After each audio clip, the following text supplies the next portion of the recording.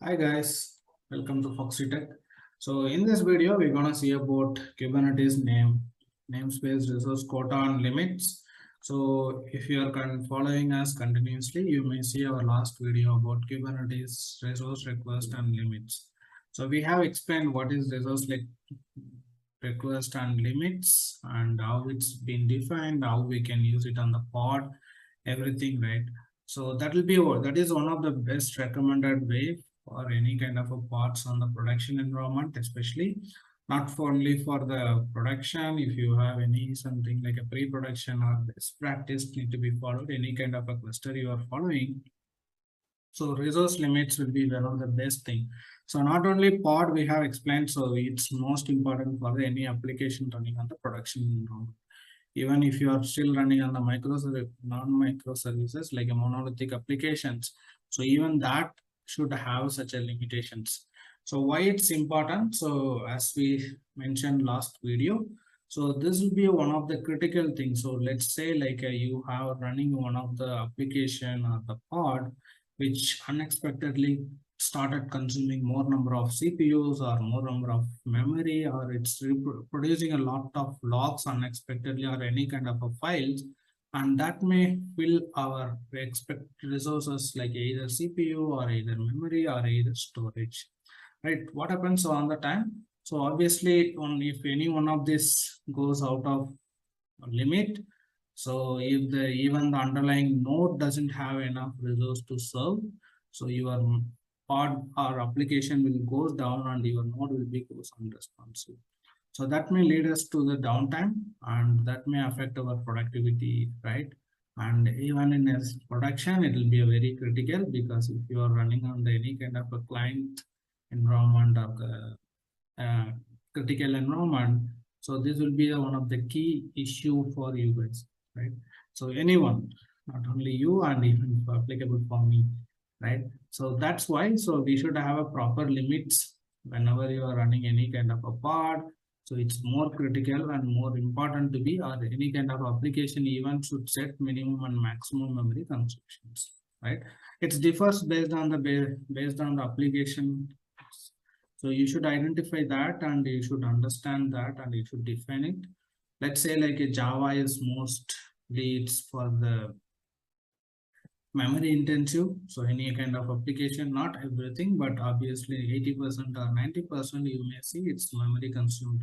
So we have to define the maximum and minimum memories. And very few application consumes CPUs, and even the CPU is one of the critical. Sometimes it may consume over the limit, and that may cause a lot of issues, right? So those kind of issues we face when we are not maintaining or when we are not supervising properly our applications or any kind of a parts, right? How we can limit, we have seen on the last video, but in this we're gonna see like how we can on the one more layer how we can control it. So it's always we may recommend whatever we are practicing, and that not obviously everyone need to follow, right? Or everyone can follow or they may follow. So what happens, obviously people may not follow on properly or maybe forget or they may missed or anything happens, right? It's a human error is always possible. So to avoid that, what we can do, so we have to have a proper limits in place. So with that we can avoid such a human errors. So human errors we can skip, but the better better implementation that will be overcome to, right? So how we can overcome.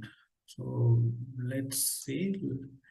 For that, let's see about resource quota, which is on the Kubernetes. So what resource quota does, right? And where it's especially important. So when you have a shared cluster, and in that resource management is very much important because you may have n number of team and n number of people accessing your cluster, and they may have full privilege to do whatever they want. So what happens in the time? Obviously, your application may someone may put some of the application and your application may impacted because their application started consuming either CPUs or memory, or any kind of a storage, right? It's a completely interrelated, and not every applications are only CPU intensive or memory intensive or storage is required. So one another will have own requirement or own views and own usages. So based on that, it will be consumes the resources. So always it should be properly handled. Otherwise, it will be a big issue for us. How we can avoid it, right? So Kubernetes providing very good options like a namespaces, nothing but like you may have multiple teams. So each team you can give one namespace. It's like one of the different teams in the Kubernetes, we can say. So they can create their own namespace. In that they can deploy whatever the application they want or what they want to do. It will be just only on the particular namespace. So they don't need to access other resources. And what advantage it adds? So namespace can have like it's help us to enable the resource quotas and object quotas. Resource quota is nothing but you can say like this namespace should have this much CPU, this much memory, and this much storage. Same like objects, you can say the particular namespace, hey, this team should not consume this object, and this is limited for the others, like that you can say, and this many numbers of objects only they can use it. So you can restrict the numbers. So what all that I mean? So this is what I mean, like what is the resource quota, you can define it. So resource quota like this, you can say how much CPU if you want to define for one namespace and another namespace, how much overall you can give. And then it's like a piece of cake, it's like a bunch of cake. You have 1 kg, like a 1 kg cake, and in that each part should have like a one piece of cake, right? So like that you can easily you can serve to the within a capable of resources. It won't exist whatever you are defined, and then your cluster will be healthy and good, right? So what are the resources I can limit or I can define it? So one is like a CPUs. You can mention request.cpus and request.memory and how much some of the storage request I can have, and I can limit the CPUs and memories how much it can be utilized.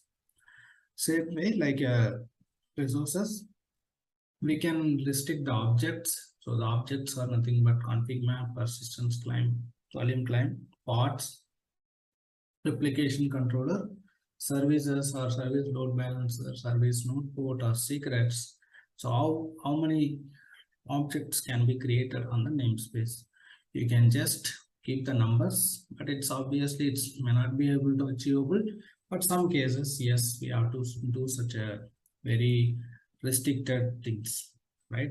So with that, what we are achieving here, so this will help us to limit peoples cannot access more than 10 parts in a mm, particular environment. So with that you can say, hey, this is what you can do. And even it's not mandatorily they should run 10 parts. When you define like a 100 millicores of CPUs and 4 GB of RAM, so they can even run two parts with these numbers. Or if you can restrict either one shot they can consume everything, or you can divide it with the multiple numbers. So it's up to you, but again, right, so you should know about that, like you can limit as much as possible or however you want, right? So so let's see about some demo about it, how we can define that and how it will look like. So in that demo, what we're gonna do, right? So we're gonna create a namespace with some name, and that will have like the namespace we will be creating a var namespace first, and then we will be setting a request quota and how much is the limit range, and also we'll deploy some pod on the particular namespace and see how much what it's telling, right? Okay, so I'm gonna say first I'm gonna create a namespace. So for that, kubectl create namespace. I'm using a short form. If you want, you can use a full form, right? And So I'm gonna say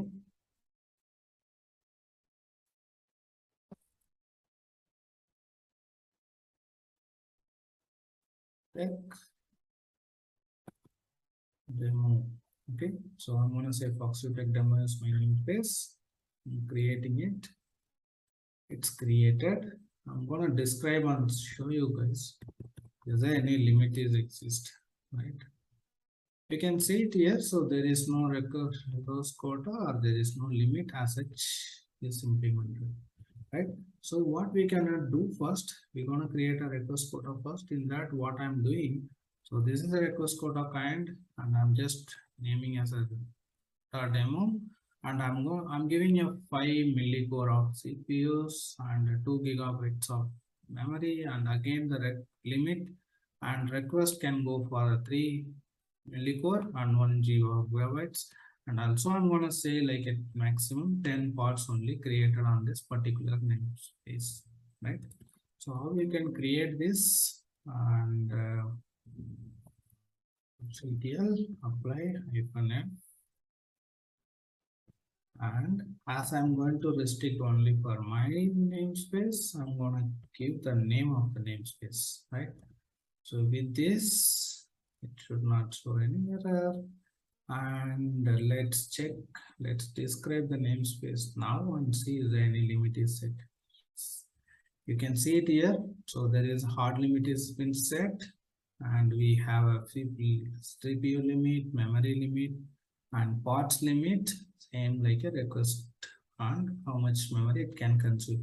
Still, we don't have limits. We're gonna see that shortly, but hope this is clear. And next is limit. So let's see on the limit what we have defined. So kind is limit range, and I'm just naming as a request resource limits. And this is for the pods and containers. We're gonna say, right? So for pods, maximum CPU should be 2 and 1 GB for memory, and minimum it should have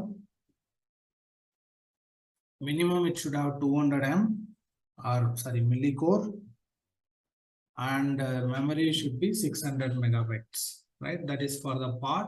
And when it's coming containers, so we have again max and minimum limit, and also we have a default limits what we define. So with this, let's create and see how it will be look like. And so how to apply that. So I'm going to use the same command. I'm just changing the file name, nothing else. Limit. All right. So let's describe now and see is there any limit is set. Yes. So this is the limits set. So CPUs and containers, everything, right? So next I'm going to show you the one of the part I'm going to deploy it. So you can see in this part what I'm going to do. I'm going to say like what is the millicore I'm going to say. Let's say like let's say full. Okay, so let's say I'm going to say 1024 millicore, and memory going to be 2 GB. I'm going to request, and here also request I'm going to give 1, and this is going to be a Y12 millicore, right? So I'm naming an application as demo 1, and this is just a name, and Redis is a container image I am using, right? So again the same command, nothing is different as we are applying the same parts, and let's try to create. So it won't be get create because so per pod it's allowed only 1 GB here. You can see it here memory limit, but what we given, so we have given for 2 GB, right? So let's check it again. Yes. So when we say 2 GB, obviously it's not going to happen. So it's broken the chain. So like this, even your team is doing such a name. such a numbers, so it will be restricted like this. So team has to be tune their pods config. So like let's say I'm gonna just type code, I'm gonna say half of the limits, right? Say 0.5 GB. So you can define as a 0.5 as a fraction, or if you want to use MB, you can use, but I'm using like this. So 56 is half of 512. And let me reapply this. Now the part should be created, right? Get parts -n FoxuTech -demo. Right, still it's creating, it's taking long. Okay, it's running now. So let's describe once. So you can see the limits here, whatever the limits you requested and everything, you can see it here. So one last time we can see the description, right? So you can see it here. So this is all the resource limits we have set, and this is for the request quota we have set. So you can see how much is the quota here. Hard limit is 10, but you can see how much is consumed here, right? So already we are running one pod, and how much is consumed. So there is a 2 GB is hard limit, but already we are using 1 GB, and same for the CPUs and here, right? So this is how you can track. You can in the namespace, and if you are enabling any kind of a monitoring, so this will be help you to tune your namespace or best planning your namespaces. So with this, you will, I hope, helpful for you guys. So with this, you can enable, you can plan your sizing, right? So as we are in a cloud, so currently this may require a lot of resources sometime, or without knowing us, there will be unnecessary resources are getting wasted. So with this kind of a planning, so you can save a lot of money on the unnecessary resource wastage. Okay. So hope this is helpful for you guys. We'll see you on next video. Keep learning, and please, if you have any feedback, please feel free to share us. So that will help us to improvise our more presentations, and we can bring more examples even for you, or we can get you the more important topics going forward. Or if you like any topics to be covered, so we are happy to do that. Please put it on the comment section, or you can reach us on any of our social media link, which is in the description. You can reach us. Thank you. Thank you. Have a great day. Thank you. Bye-bye.